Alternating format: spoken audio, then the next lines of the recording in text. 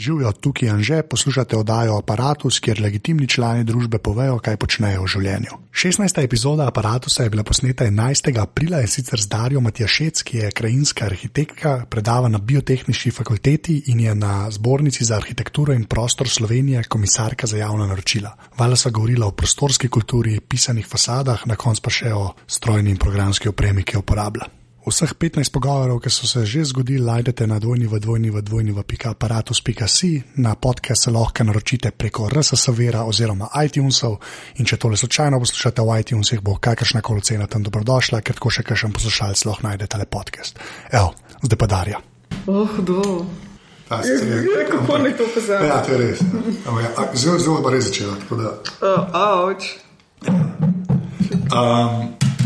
Kaj sem hotel reči? Ja, kdo si in kaj počneš?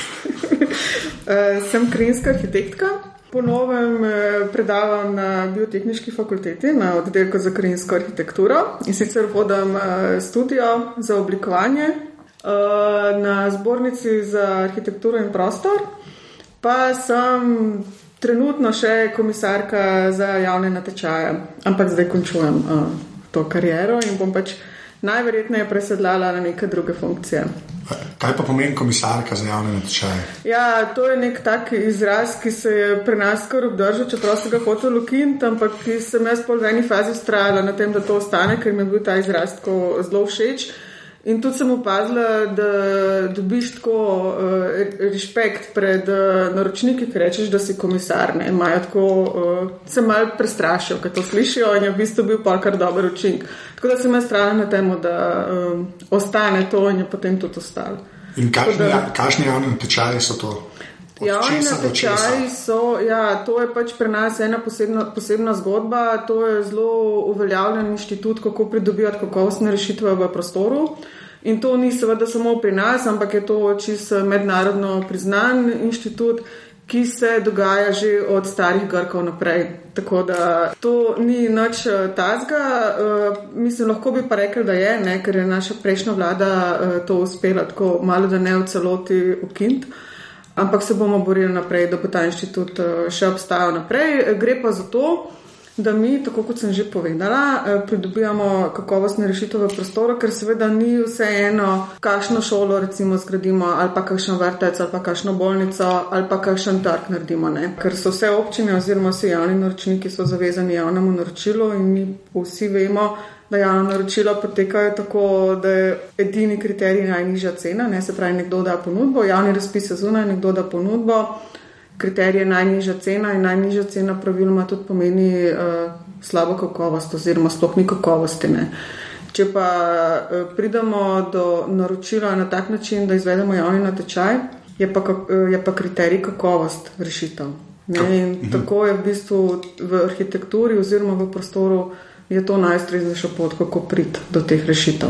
Kje se pa pol ta kvaliteta pa cena srečata? A veš, ja. Zdaj, če je sam javni natečaj, kje se pa to sreča?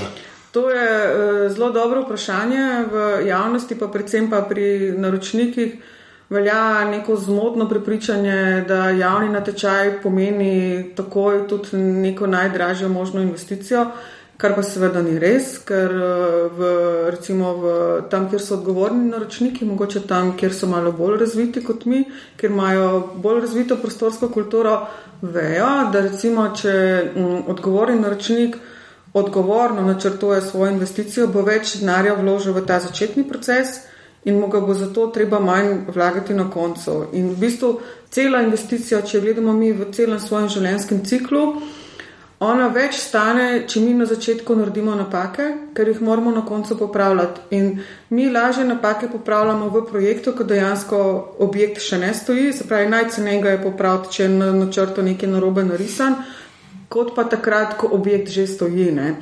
In pri nas pač investicije naročniki v glavnem gledajo tako, da gledajo, samo vsak gleda posamezno fazo. Ne? Pač nekdo na občini je zadolžen, da mora zgraditi vrtec in je pač zadolžen za to, da izpelje javno naročilo.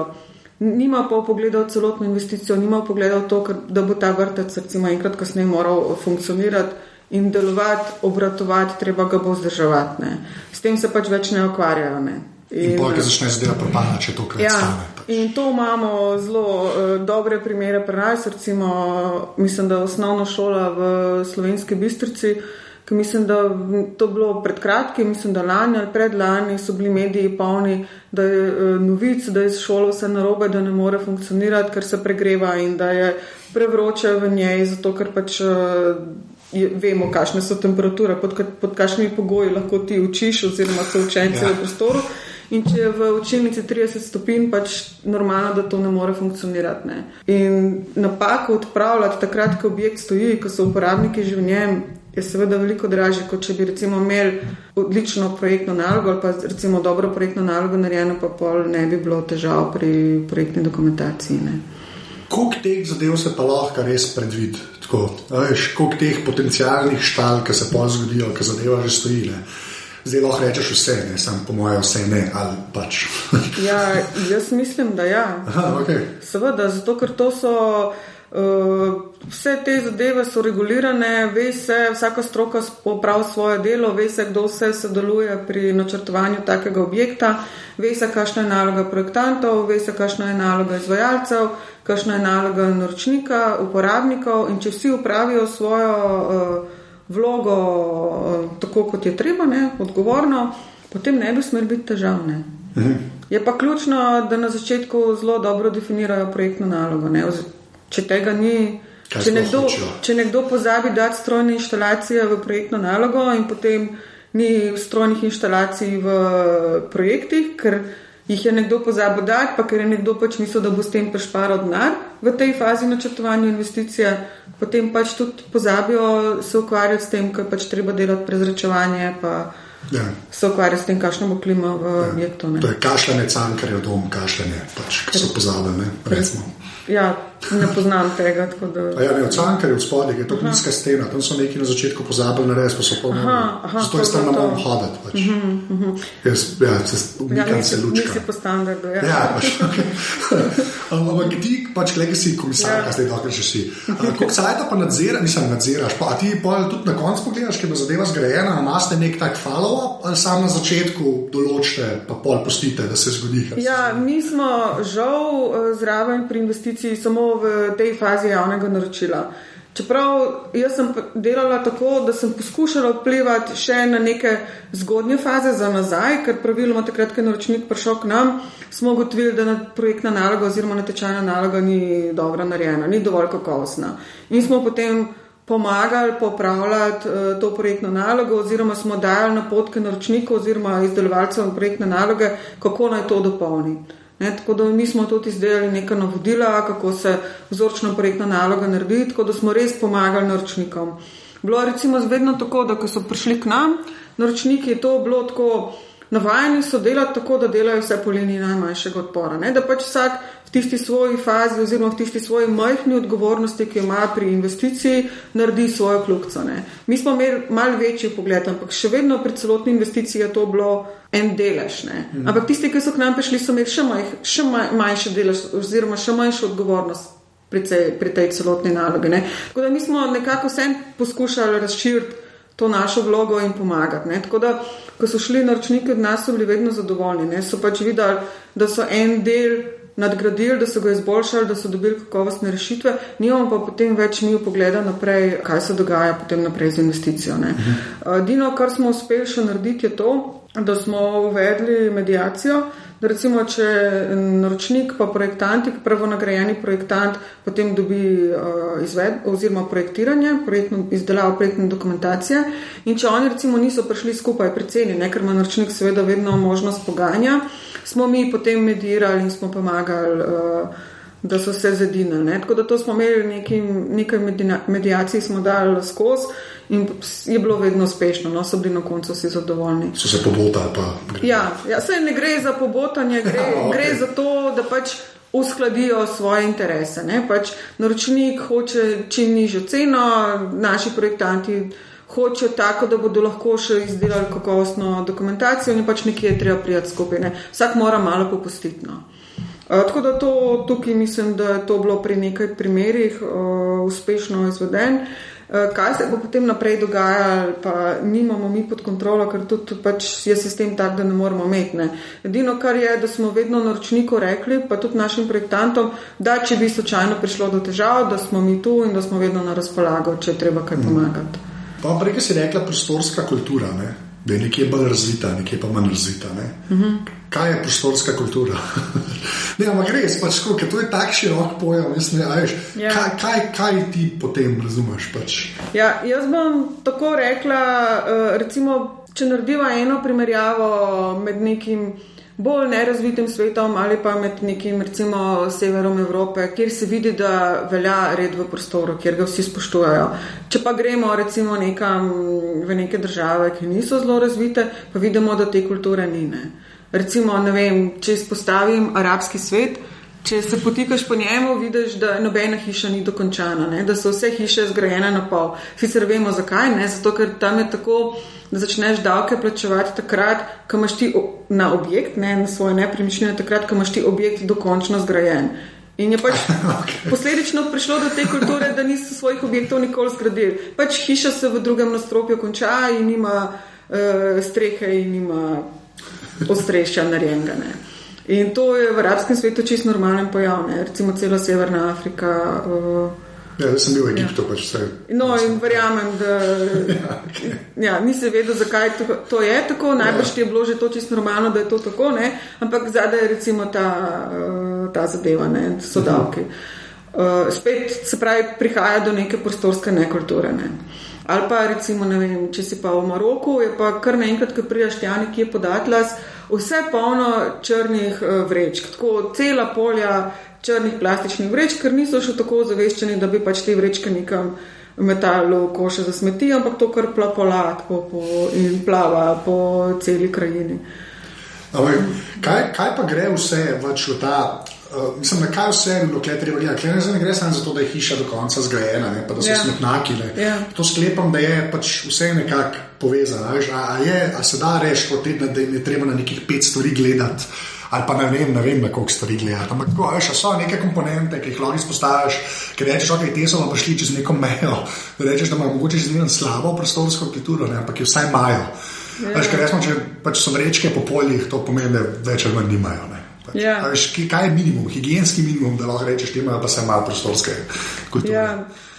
Včeraj smo ravno imeli zanimivo debato pri nas na fakulteti in smo recimo izpostavili to, kaj recimo naša država trži kot nek, ne vem, turističen pojem, ne? Kako se recimo mi predstavljamo našo državo, kaj recimo vidimo, če vidimo neke prospekte turistične, kaj je recimo na fotografijah. Ne? Na teh fotografijah mi recimo ne bomo videli pisanih oziroma kričečih fasad, ne bomo videli odprto krajino, ki je posajana z oglasnimi tablami, ne bomo videli ekoloških otokov, ne bomo recimo videli stvari, ki vzpostavljajo nek nered v prostoru, ampak dobimo nek urejen prostor, neke simbolne vrednosti, ki so v našem prostoru, kar sicer zdaj ne pomeni, da jaz zagovarjam, da moramo na vsak način to tradicijo, ki je bila včasih tudi zdaj ustvarjati, ne, na tak način, ampak pač seveda gremo z časom naprej, ampak tukaj se recimo mogoče vidi,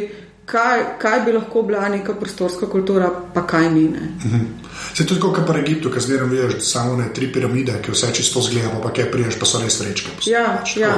Pač na to forum. A pa misliš, koliko se pa kolektivne zavesti okoli tega, to, kar se rekla, pač ta boj med tradicijo, kako je bilo, pa Slovenija, moja dežela, pa to, pa tem, kar se novo gradi, koliko pa misliš, da je v Sloveniji kolektivne zavesti, da bi vsaj vsi hoteli v isto smer brcati? Da bi bilo lepo, ne? Ja.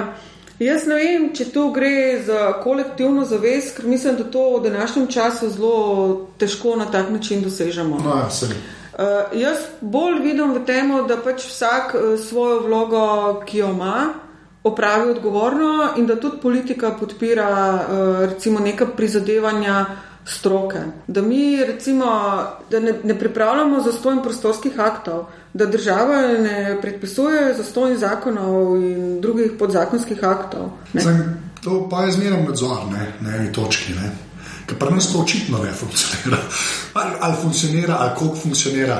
Pa zdaj ni važno, ali fasade, otoki, pač oglasi, ali črne grase, vse, ampak koliko je tega nadzora sploh? Jaz si to sploh ne znam predstavljati. Ker pri nas je vedno, ko inšpekcije so, samo meni točno ne ve, koliko je teh ljudi, pa kaj počnejo. Ja. Kako je pa to pač prostorskih problemih? Ja, ampak meni se tako zdi, da sploh se ne bi smelo zgoditi to, da so zdaj, recimo, če omenjam ali pa če izpostavim črne gradnje, da so pa zdaj inšpekcije krivo zato, ker imamo mi črne gradnje. Ali pa nadzor, ker pač ta očitno ne funkcionira. Kot problem bi morali izpostavljati to, da je do tega sploh prišlo, ker se to sploh ne bi smelo zgoditi. Mi smo zdaj recimo brali v časopisih, da mislim, da je bil intervju z Heleno Kovač v Mladini, ki je vzpostavila zelo zanimivo zadevo, in sicer nekdo je na Švedskem, mislim, da je nekdo iz bivše Jugoslovanske republike na Švedskem zgradil črno gradnjo, nelegalno gradnjo. In so dejansko švedske oblasti imele problem, ker niso nikjer v zakonu sploh imele termina nelegalna gradnja, ker tam se to sploh ne zgodi. Ja, Ne? Ja. Sorry, to je pa. To hočem izpostaviti, da pri nas mi pa vsi samo računamo na to, da tam bomo tega kaznili, pa tam bomo tistega kaznili, pa sodišča ne sfolgajo vseh obravnavati, ker je toliko enih prekrškov. Dajmo pač ne delati teh prekrškov. Ja. Kako se pa to doseže? Pa prostorsko kulturo imaš, ampak kako se pa prostorsko kulturo doseže? Ja, jaz mislim, da je to vse povezano, da tudi mogoče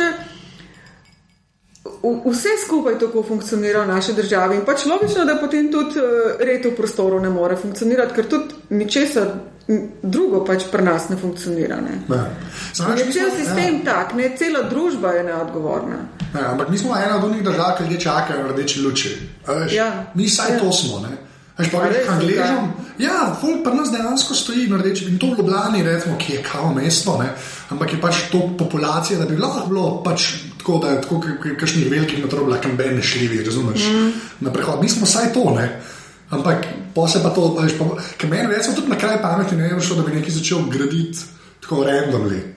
Veš, ker črna gradnja, kakorkoli obrneš, zdaj če gre na črna gradnja, ajde. Ampak črna gradnja je kakorkoli, en se zavestno odločil, jaz bom pa nekaj naredil, pa meni je namreč vprašal.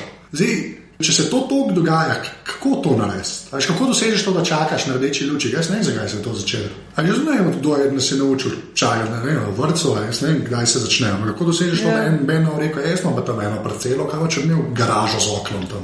Ja, mogoče, če to rdečo luč komentiram, in tukaj vseeno lahko takoj čez 2 sekundi potem doživiš nesrečo, Takoj, ker ni, recimo, ni kazen, ampak je mogoče neka druga kazen, Mrtvo si. Ja, recimo, da je tukaj ta posledica, ki smo se mogoče na tak način naučili stati. Če pa recimo ti narediš črno gradnjo, pa ni tega, lahko kvečemo, pride kakšen sosed, pa je zelo jezen nate, Sam kaj lahko sosed naredi? Veš kaj mislim? Ker pa že spet spodbujaš v bistvu pač to babe. On sosed ima 2 možnosti, ali bo še sam zasadil lopato v zemljo, ali bo pa pač šel na inšpekcijo, da te bo prijavil. Ali je pa pač se tudi lahko zgodi, da ne naredi nič. Zdaj se zadnji sem videl, to so tudi nekaj na Twitterju omenjeno, ampak ta razlika, recimo te črne gradnje, kar se morja tiče, pogleda na morje, pa ker si, v gorah recimo, v hribih, kakšna je pač logika, tam ti človeku na morju ne smeš zastrti pogleda na morje, pač karkoli mnogo se zgodi, benmo ne smeš vzeti, Ja, mislim, da imajo to v prostorskih aktih. Nekako tako je, Ampak, zakaj je v hribih, a je v hribih drugače, ali ne? Jaz sem to zmerno slišal zdaj za morje, to, kar sem bral. A veš, koliko se sploh razmišlja pri teh pač aktih, A veš, a si ti občina, ki ima 4 griče, ali imaš pač vodo nekje, A to zdaj misliš konkretno poglede? Ja, poglede, oziroma a se ful drugače urejajo te stvari, veš, glede na okoliš, kje je to, seveda. Zdaj, če smo že pri temu, seveda ima vsaka občina neke svoje zakonitosti, oziroma vsak prostor ima neke svoje zakonitosti. Država je sprejela, zdaj ne vem že koliko let nazaj, 10, 15 let, 10 mogoče, je sprejela strategijo prostorskega razvoja Slovenije in pa prostorski red. In tam so noter napisana neka splošna določila, ki veljajo za celo Slovenijo in mogoče neke specifične za posamezne regije. Vsaka občina pa potem na podlagi teh izhodišč, to so pač eno izmed izhodišč, ker je seveda potrebno potem upoštevati tudi druge posamezne sektorje, pa potem še neke svoje specifične pogoje določ, pod kakšnimi pogoji je možno graditi. Ja, pa je še od občine odvisen. Seveda, ja. Pa od lokacije, od prostora in seveda res, tako kot sem omenila, od posameznih sektorjev, ne? Ker imamo neke varstvene sektorje, razvojne sektorje in tako naprej. Ampak polka občina to odloča, to v bistvu pomeni pač župan, kakorkoli so obrne, mislim, da je svet in whatever, okay. Pa nas je pa 17,000 občin, ne. A veš, zdaj, pa še izhodišče več, ne, če te prvo štekam, kaj oni gledajo, kaj bojo pri sebi napisali. Ne. Kako sploh kohezijo dosežeš, kakršnokoli? Ali je toliko common sense v teh pač ukrajinski arhitekturi, tako rekel, da se lahko ti ljudje saj približno isto smer brcajo? Veš, če bi imeli pokrajine, pa ne zdaj govor pokrajine dobre, slabe, ne, so vse, nima veze, hočem samo reči, za večje področje odloča bilo lažje, kot tako zdaj, ki ima pač Franc Pukšič iz Destrnika. Ki je 7 ljudi noter, pa nekaj dvignejo. Tukaj mogoče niti ne bi eksplicitno omenjala krajinske arhitekture, ampak gre mogoče bolj za prostorsko planiranje in za urbanizem. Zdaj ni, tako kot si na začetku si vprašal, če to župan določi, seveda ne. Župan ima vedno oziroma občina oziroma prostorske akte izdeluje stroka, ne? Urbanist izdela, ne? Oziroma odgovorni prostorski načrtovalec, ki ima licenco, da to dejavnost izvaja. Ne se še zmeraj morajo meniti 17,000 občinami. In tam nekaj se morajo pogovarjati, jaz razumem, da on to izdela, ne. Ampak valjda, da pride nek vpliv tudi iz občine pač ven, ne. Ja. A veš, mislim, zdaj to vse poenota, to me zanima, je to sploh mogoče, ker meni se ne zdi mogoče. Kar je zdaj od občina vod postopek celotne izdelave občinskega prostorskega načrta, ne. To so zdaj novi prostorski akti, ki jih je pač prejšnja zakonodaja predvidela, da se pač morajo vsi novi akti narediti. In občina recimo vpliva na določila oziroma na prostorski akt v tej meri, da določi neke svoje razvojne pobude, ki jih potem stroka oceni, ali so te sprejemljive v prostoru ali niso. Takšen je lahko vpliv občine. Ne more pa župan iti recimo preko svojih pristojnosti ali pa kdorkoli, če se seveda izdeluje vse po pravilih. Ne.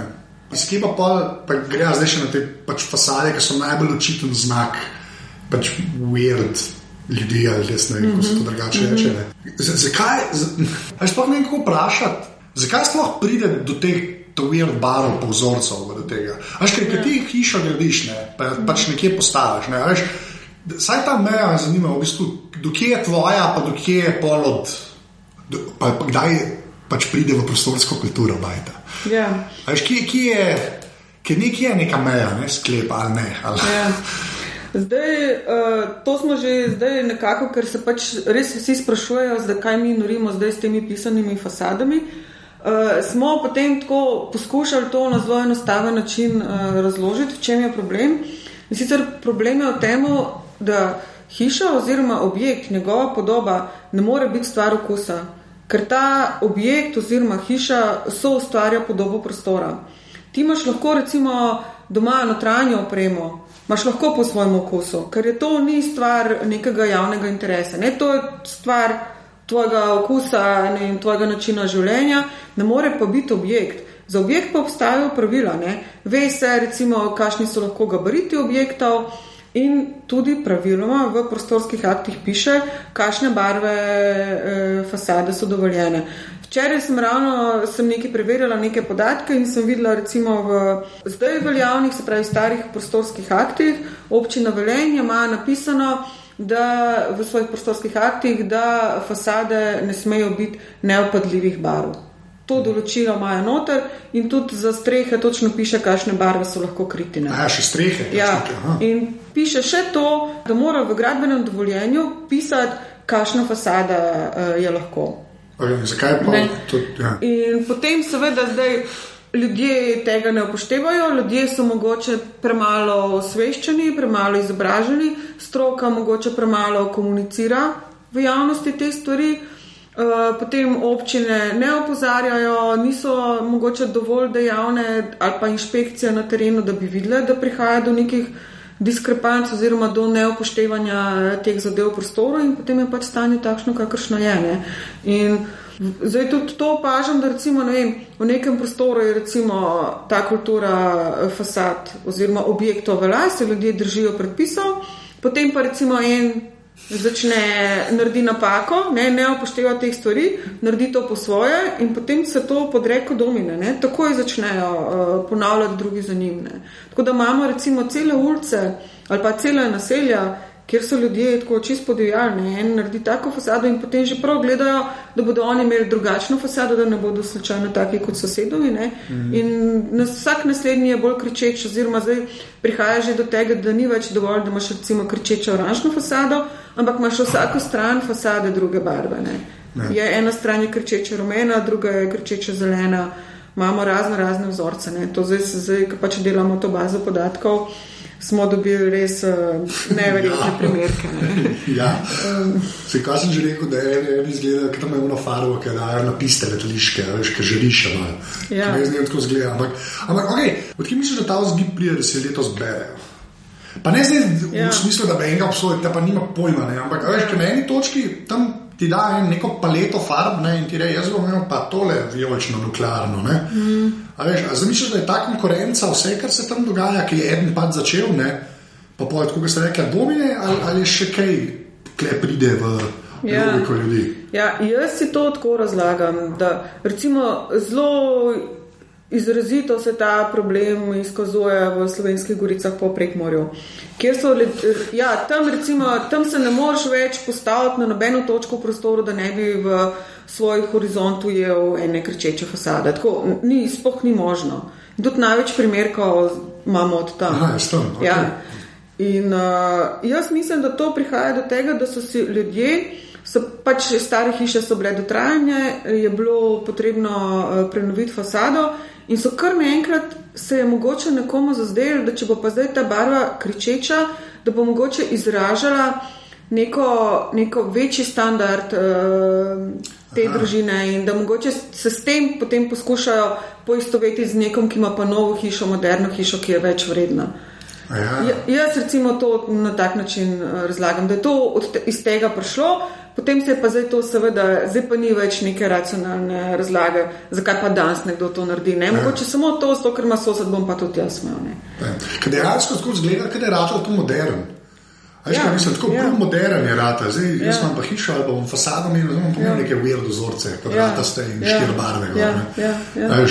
Pa ne moderno, ampak običajno, ampak tako, da je postalo to normalno. Zato, ker je tega toliko, ni bilo nobene kritike v prostoru, nihče se ni ukvarjal s tem, stroka je bila tiho, ljudje niso dobili recimo našega feedbacka, da bi vedeli, da je to narobe. Zdaj se recimo dogaja, da zdaj recimo meni ljudje sporočajo, ko vidijo to spletno stran, kjer se je to vse nabrali in tako rečejo, a veš, jaz pa sploh nisem vedel, da je to narobe. Zdaj komaj vidim, da to ni prav. Ja, okej. To jaz tako to vidim, no, da smo tudi, imamo seveda veliko krivdo mi na sebi, ker prepozno smo se začeli oglašati. Ta pisale fasade .tumblr.com, tam je en del, so pač tudi te pač oglasni panoji. Mene bolj zanima pač te, ki so ob cestah, pač enega je postavil nek železje, dal pa lepijo gor. To kakor so grdi. Ne, ampak sploh ni problem, ker mi imamo... Ja. No, dej, različno. Ne, sam, mene bolj te kozavci zanimajo, Ne, ampak glej, zdaj čisto resno, pač pa planski raki po vse. Ampak, prostorski, pardon. Zakaj je to sploh mogoče? Jaz ne razumem, jaz štekam, če ti daš zemljo, pa eno železno konstrukcijo postavil, pa nekaj gor na levo. Pa da je tega preveč, pa da smeti, to je lahko cela debata. Ampak kako je sploh mogoče, da ti to daš na kozavc? A je to legalno? Jaz bom vseeno začela s cestami, se rekel, da to ni problem, ampak v bistvu so problem. Zato, ker recimo ceste so še posebej zavarovane z zakonom o javnih cestah. In tam lepo piše, da v pasu 25 metrov od roba ceste, se pravi na vsako stran ceste, oglaševanje ni dovoljeno.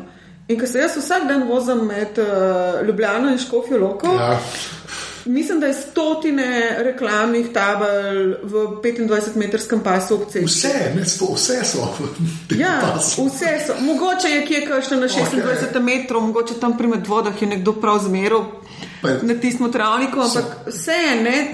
Se pravi, da bi bilo zelo enostavno, ker bi nekdo samo prijavil na inšpekcijo občine, ne, da bi to one morali narediti in bi inšpektor po tej črki zakona, ker zakon je res nadvsem, ne, bi lahko te table vse porušil. Druga stvar je potem seveda to, kar je znotraj naselja, kar recimo ne zapade po ta zakon, bi pa občine morale imeti odloke o oglaševanju. Ne? Zdaj nekatere občine to imajo, v glavnem pa nimajo. Ne? Neki zdaj recimo v teh novih OPN-jih, novih prostorskih aktih to rešujejo, ampak praviloma potem na podlagi OPN-ja mora tudi imeti odlok sprejet. Zdaj pa seveda tukaj odzad veliko lobijev, ker to je pa denar oglaševanje. To občina dobi neposredno denar, ali pa nekdo, če si pusti recimo na svojo hišo nalepati en velik jumbo plakat.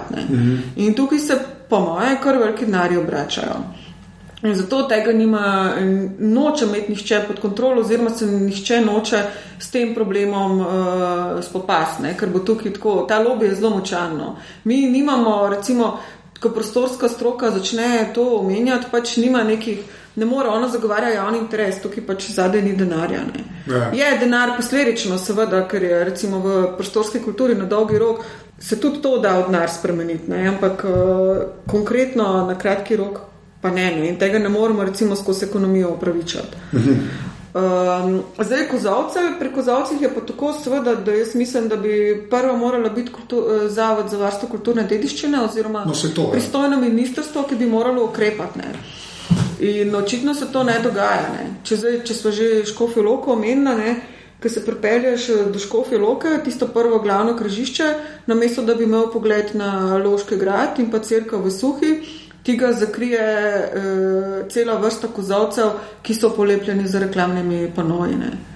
In dejansko vidiš samo zgornje nadstropje gradu, tam, ko stojiš pred rdečim semaforjem, pred rdečo lučjo na semaforju, in je to nedopustno, da nikogar to ne motne. Meni to zmeni, to je, da bi šel posprejati Triglav, ker to so dve zadeve, ki so slovenske. Ker smo imeli igre brez meja, so iz kozovce sestavljali. Če je kjer simbol, poleg Triglava je tako kozovc. In meni to bilo res to, ker sem to videl, da se je začelo dogajati. Če bi recimo, da bi za varščino, da bi se tam en pritožil, ampak a sploh lahko to naredi? Jaz ne razumem, a to sploh lahko narediš, a veš, kaj mislim, že zdaj, ker to dajo gor, a je to legalen, ali je samo neki sivi coni, ki jo meni razume? Jaz ne vem, bi bilo treba pogledati predpise, kaj trenutno velja. Jaz sem, recimo, če Škofjo Loko spet izpostavim, videla osnutek odloka, ki ga pripravljajo, in tam bo, recimo, ko bo ta odlok začel veljati, če ga bodo sprejeli tako kot je zdaj pripravljen, ne bo možno na kozavcih oglaševati. Ampak kako imajo pa trenutno, pa ne vem. Trenutno vem, da velja zakon o cestah, če vse je 25-metrski pas. To je že dost. Ni dost, ker je ta pas zdaj, ker je posejan s tablami toliko širok, da gre van iz teh 25 metrov. Ampak vse nekaj bi pa lahko naredili, ampak potem ne bi mogli kasirati denarja. Se mogoče pa tako, ker sploh ni bilo mišljen. Po mojem se to sploh nikjer ne omenja, da bo en kazalec dal reklamo. Po mojem sploh napisani. Zdaj pa še ena stvar, ki je pa zelo Ljubljana, to malo ujemno vprašanje, ampak zdaj, ker se je ta center zaprl pa to, na to, da pač si v tej branži, meni je to super, drugače, kaj živim, ampak ok. Koliko se pa tega lahko dogaja v manjših občinah? A veš, pač kaj se res center zaprl, pa so vse neki okolj speljali, pa to neš, pa te ljudi, ki imajo probleme, ki jim tovornjaki čez vozijo, pa čakajo avtoceste, pa to, ampak ne govorim toliko o tem, ampak pač ta stroga jedra, sploh pri nas, ki so neke stare občine, ki obstajajo, pa Škofja Loka, vse tam je čisto lep primer tega. A veš, a misliš, da bo to res rado tako nek tak trend, ker res v Avstrijo, ki se peleš, vsake tam imajo vas, sicer mogoče gre cesta čez, ampak vsi imajo pešcone, pri nas tega ni. Jaz ko hodim basket igrati, pač vsaj zahod Slovenije cele, nekaj to treba, kamor bolj pride še mogoče en park popa. Jaz sem optimistična, jaz mislim, da bo šlo v to, da mora iti, da se bodo pač zavedali, da je to prihodnost. Da ne more biti staro mestno jedro, ne recimo Škofja Loka, mestni trg, ki je zaprt za promet, ne, in spodnji trg, po katerem vemo, zato ker obvoznica še ni zgrajena, vozijo tisti najhujši možni šleparji in pač vas ostali promet. Ne.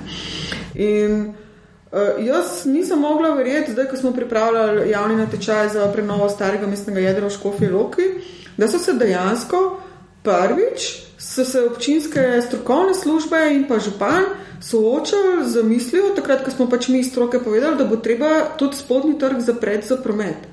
Da so prvič to slišali in da so rekli, da to pa že ne, da to pa še morali, naprej bo moral biti tam promet. Ne.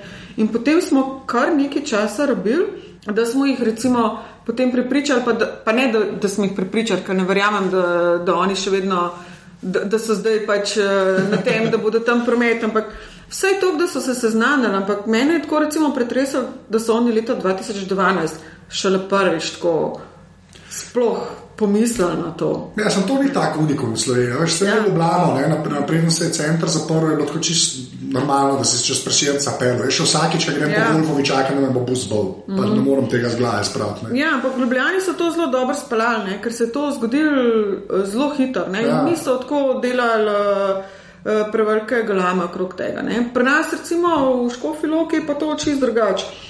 Recimo tudi so odprli parkirišče za stanovalce v starem mestnem jedru, pa niso zaprli drugih možnosti za parkiranje. Ne? Recimo v Ljubljani sploh niso zagotovili nekih silnih novih možnosti za parkiranje za stanovalce, pa so kar zaprli center. Pri nas so recimo zagotovili novo parkirišče, ki ima mesec 160 parkirnih mest, pa so še vedno vsa ostala pustili odprta in je zdaj tisto parkirišče plačljivo. Ne vem, zasedeno 20 pa 30%, pa vsi še vedno parkiramo okrog, kjer se dane. Pa nas noben ne preganja. Ampak pa mislim, da dejansko bo to šlo, da je to bo rato. Ja, jaz mislim, da pač eni rabijo malo več časa, eni pa manj, ampak jaz mislim, da bo na dolgi rok pa sigurno. Zdaj v Sloveniji, kaj bi pa še ti izpostavila kot bolj večje probleme, prostorske kulture, pa zdaj fasade, črne gradnje, ampak je še kakšna taka stvar, ki mogoče človek ne pomisli, pa da se ti zdi, čisto je strokovno mnenje, pa že se zdi problematična. Pri nas. Ali je to, da ne veš, kje začeti? Jaz mogoče ne bi tako zelo strokovno nastopala, da ne bo tako preveč zatežila publiki.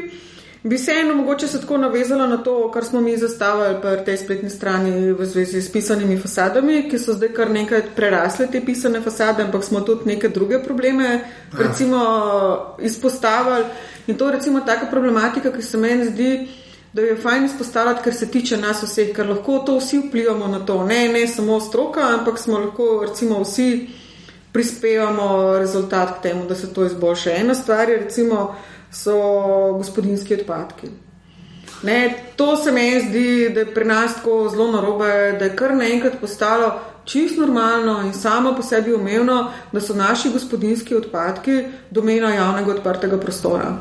Da kar naenkrat recimo vse te smeti, ki jih sproducirava jaz in ti v svoji kuhinji, lahko odloživa, ne vem, na sredo ulice, v kontejner in to pač tam en teden leži. To se meni zdi, da to recimo v razvitem svetu seveda temu ni tako. Meni se zdi, da v bistvu bi moral skladiščiti te odpadke doma. Kako če živiš v bloku? Ja, ne vem, prašam. Vem, ampak če bi ti recimo bil prisiljen, da imaš to doma, da imaš to v nekih, ne vem, nepredušno zaprtih vrečah ali kakorkoli, bi te to mogoče začel motiti, bi mogoče začel postajati bolj pozoren, kaj kupuješ, postaneš bolj sveščen potrošnik. Ne kupuješ recimo korenja v Mercatorju, ki ti ga zapakira najprej v plastično škatlo, potem ti ga daš v eno vrečko in moraš ne vem koliko embalaže kupiti, da pol do onega korenja prideš. Mogoče se da korenje kupiti, ga samo stehtaš, kolikor ga rabiš. In pol kar naenkrat nimaš več tiste plastične embalaže. Ali pa ne kupuješ, ne vem, stekleničene vode, ker je tista iz pipe čisto dobra. In tako da tukaj se recimo da zelo veliko narediti pri tem osveščeno, koliko mi dejansko teh odpadkov sproduciramo.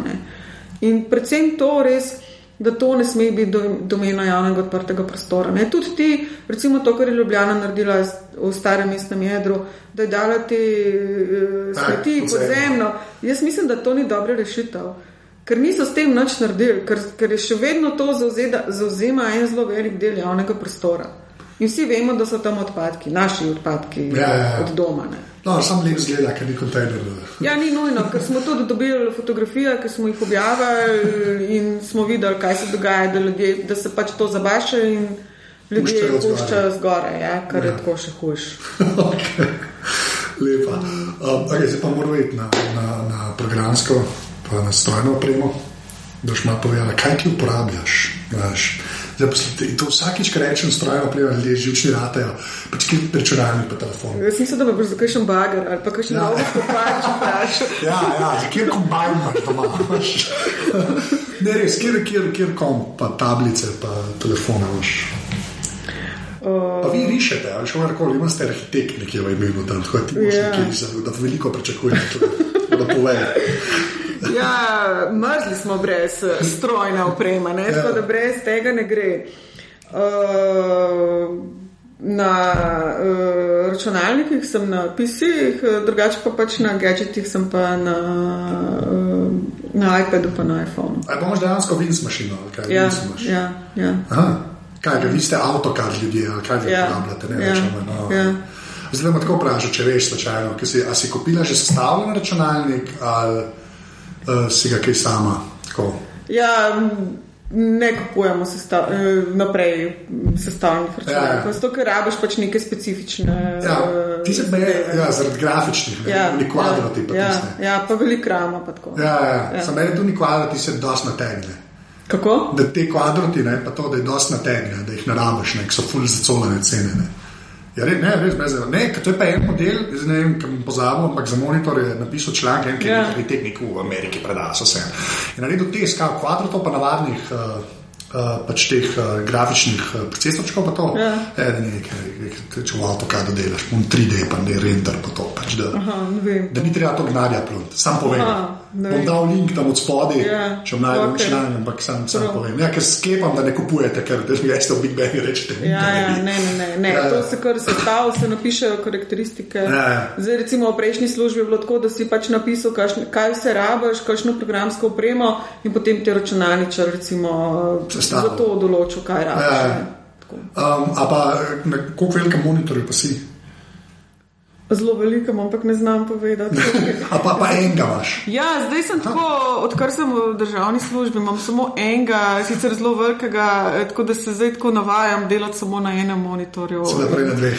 Ja, prej sem bila pa na dveh. Se to kot vsak normalen človek. A rišeš tudi kaj, imaš kakšne one tablice ali si pa miška tipkovnica? Ne, kar z miško pa s tipkovnico, ja. A veš, kjero miš imaš? Vem, ja.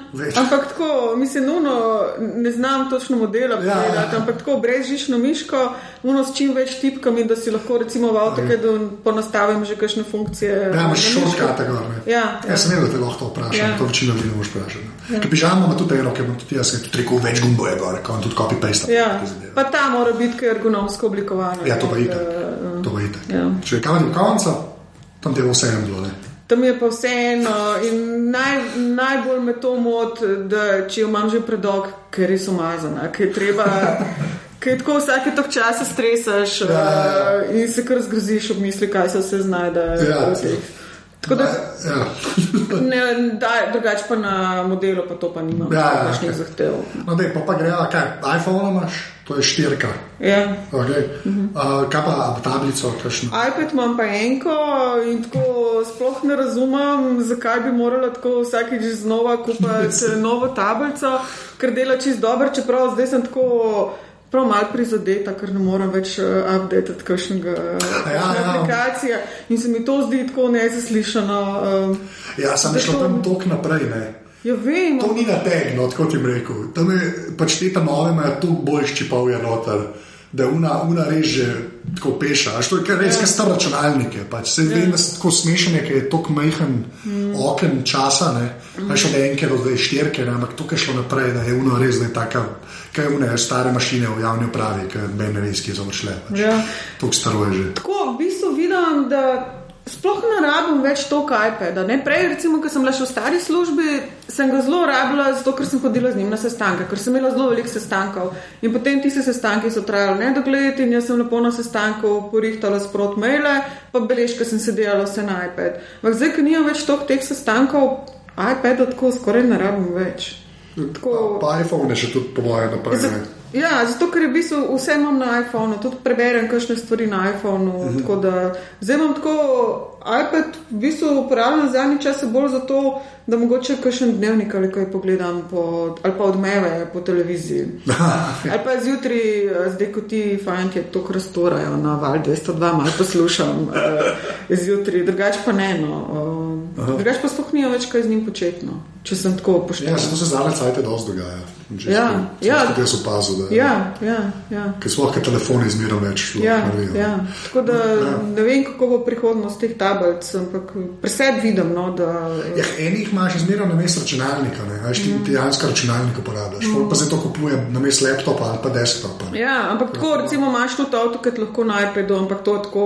Jaz sem ga dala gor, ampak sem tako bila, da je to čist brez veze, da nimaš kaj početi. Da nimaš kaj početi. Še par let pa se tudi tam dal po mojem. Ja. Mobilno. Ne verjamem, ker v bistvu rabiš res za avto, ker rabiš velik ekran. To je pa. Ja.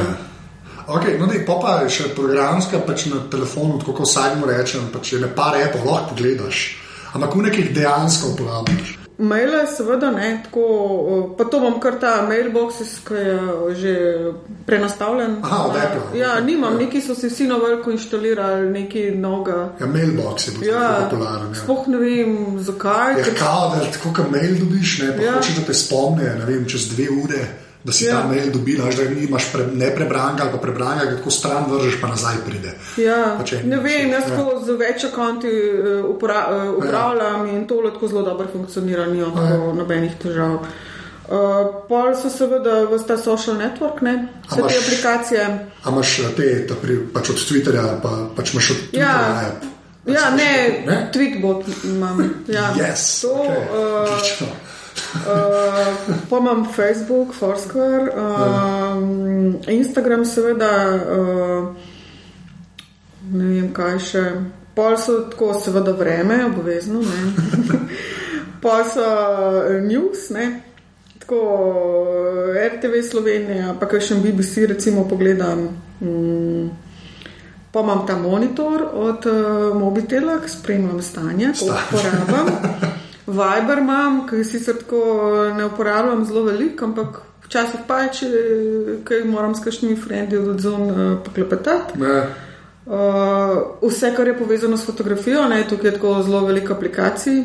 Ja, ti pač une fotke, zdaj ti pač plačaš ti slediti na Instagramu, to jaz lahko rečem, imaš fajn fotke, hvala v redu.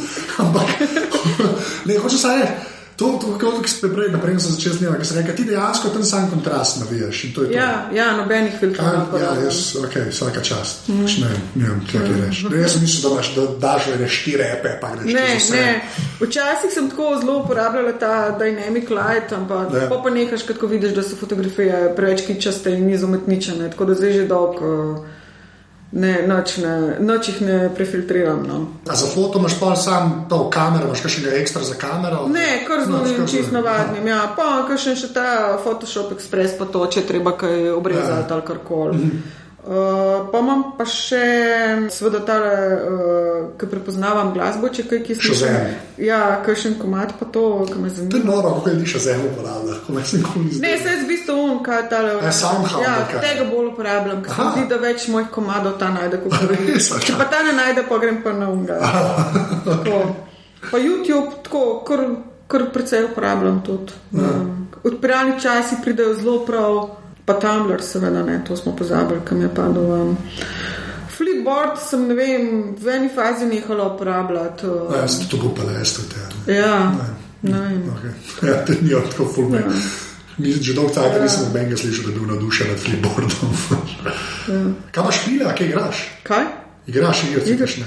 Jaz sem povedala, da me tega ne boš vprašal. Zdaj se ti ne moram zlagati. Ja, se za to. Ne, to je cool, ker jaz pač res... Ja, povej. ta Bejeweled igra. To je ista pižama. Ja, to smo enkrat s pižamo ugotovili, da smo tako zasvojena. Čeprav sem se zdaj malo umirila. To je vse sram reči. Vse mi je prej povedal, da je pa Bejeweled Blitz. Okay. Jaz sem enkrat tako skrušeno priznala na Twitterju, ker sem si mislila, zdaj bom to tako javno priznala, da me bo potem unulo sram in da me bodo vsi zasmehovali in da mi bodo pomagali, da se bom tako osvobodila te igrice, na kar se tako pižama javi, da je z njim isto. Ja. Tako da, ne vem. Lepa. Pa malo sem še tega se lotila, ker pa to pri nas doma cela familija igra besedovnjak. Tako da je zdaj včasih to, ampak mi gre ful na živce, ker moraš vmes med eno pa drugo igrico ful čakati, da se tisti razvije. Če jim daš denar, ne, a ni tako, a si plačala, že ti zdaj še mi 10 let plačala. Prav, da sem plačala, ne. Ampak ni tako predolg traja vmes, no, in to včasih ti rabiš tako 2 minuti, da nekaj. Aha, to se šteje. Ja, in pa tako nehaš. To je samo Boštjan Nagmar, ki sem ga tudi imel na aparatu, so je odkril besedovnjak, je to čisto odpadel, tako da... Potem pa še ti, seveda, heart rate pa stres check, pa to je vse zelo uporabljam. Da veš, če si živa. Ja, pa še kakšne take stvari, no. Zdaj bom začela laufati in bom sigurno spet zagnala Runkeeper, to sem zdaj kar povedala, da bom res začela. To je najboljš. Jaz sem tako naštiman, ker imam Nike Plus, imam več za pestanco, ker je dačen računalnik, da ti zmerno naštiman, da mi avtomatsko tvitne. Tako da vem, da bo šlo ven, da pol ne zabošavam. Ja. Pa še ta navigacija, ne. Mapse imaš od Apple? Ne, ko so zanač. Imam kar od Google, ker imam to srečo, ker imam ameriški account in sem ga lahko downloadala. Pa imaš še navigacija, pri nas lepa. Pa zadnje vprašanje, ki je uno moje, tukaj že spet pa ljudje so strašni. En kos strojne opreme, ki ni nujno, da je računalnik ali pa telefon, lahko je combine, ker misliš, da bo tako, ker si ga ali ful dolg imela, ali ga še imaš, ali pa ker misliš, da bo pisan na te, ampak tako, da je nekaj fizičnega. Najprej mi je sesalec prišel na pamet, ampak ker sem tako tam v trgovini, je bilo tako zelo dobra izkušnja, ker sem ga kupovala. Ker nisem imela pojma, kakšen sesalec da je. Ti priješ tja v trgovino in ti hoče tako marsikaj prodati in sem se zelo bala, da mi bodo hoteli prodati nek fancy sesalec, ki ima neko naparo, čiščenje ali karkoli. In sem se zelo bala, da me bo prepričala, ker me ponovadi kar prepričajo, da kupam. Na kar me je tako bila prodajalka res tako zelo v redu in je tako najprej preverila, kakšen je moj življenjski stil, na kar je ugotovila, da to pa res ne bo zame. In mi je potem uspela prodati nek sesalc, ki je dejansko meni bil všeč, ker mi je bil lep. Tako da je bil nek črn, ne vem, kakšen sesalc, tako da imam črn sesalc. Črn sesalc, to veš, da mi možda sliko, da bom objavil, ne? Tako da prosim, da imaš sliko. A veš, saj firmo? Sam črn pa lep je? A veš kaj, tako, to zdaj nisem hotela, da me vprašaš, ker jaz sem tako, zagovarjam to, da je treba kupovati slovensko, ampak pri sesalcu sem se pa pregrešila in nisem slovenskega brenda kupila. Zih je Bosch. Mogoče je Philips, ampak nisem prepričala. Sijada, Philips, tako tam je firma, Lamborghini sesalcev, to pa Hoover. Ampak ni pa kakšen dizajn, pa to bolj med tako barvami je bila, da se mi zdi, da me ne bo moto, da ne bo pisan, recimo.